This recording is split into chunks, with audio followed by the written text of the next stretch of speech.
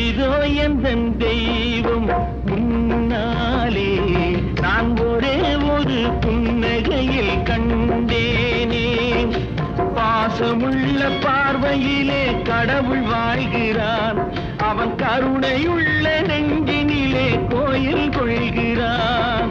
பாசமுள்ள பார்வையிலே கடவுள் வாழ்கிறான், அவன் கருணையுள்ள நெஞ்சினிலே கோயில் கொள்கிறான்.